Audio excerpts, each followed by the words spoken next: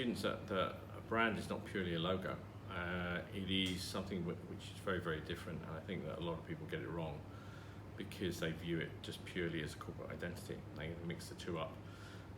In my view, the brand is the emotional connection between a product and a human being. So it's much, much more than product specification. It's to do with the emotional connection that human beings have towards their various devices and various things that they own. In some cases, people nickname their cars, and that's something that whereby, it's the highest, purest definition of what a brand actually is. But this is really what it is. It moves much more from rational drivers to emotional drivers, and once you've got some real tactile emotional drivers, the brand becomes very, very sticky, becomes part of everyday life. So that's where I think that brands start to evolve, is when they start to really focus on how they connect with human beings, what they connect with human beings with, and why they actually exist. Well, first part is that if you don't include the emotional side of the mix into developing the brand, you're not creating a brand, you're creating a product.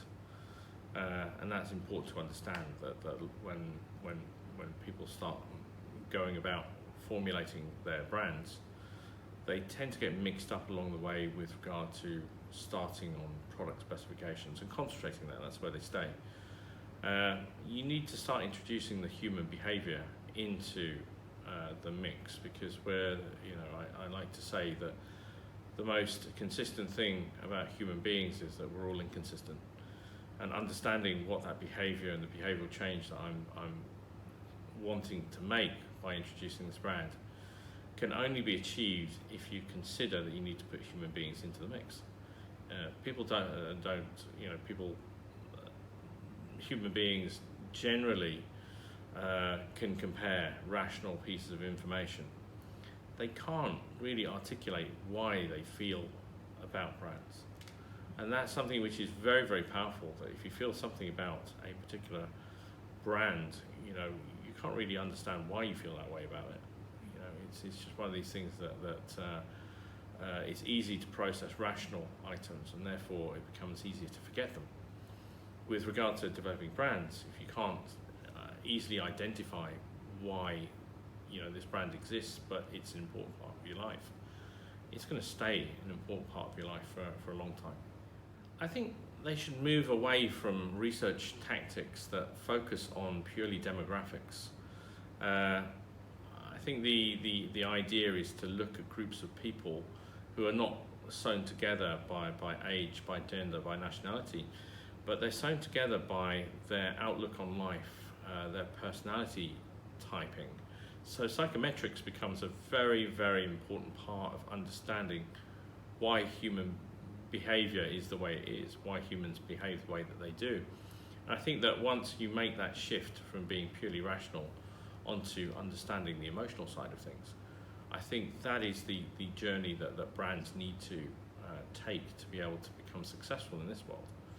I mean, very, very quickly, recently, brands have taken the generics, like you're talking Kareem, Uber. I want to Uber something, I want to Talabat something, it's becoming a lot more instantaneous, and especially in this app world where app brands are being created. And that's something very, very new, because their life cycle is destined to be very, very short unless they evolve, and they need to evolve with the way that the human beings are evolving. So this is something I think they need to do, is to look at their target audiences from a psychometric perspective. Most the inspirational thing that I show to my students, whichever course I do, is I ask them to look at Simon Sinek and look at the clip, The Power of Why, Start With Why.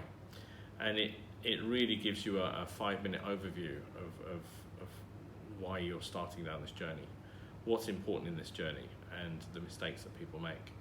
And very, very quickly you can understand, what you want to achieve by doing that.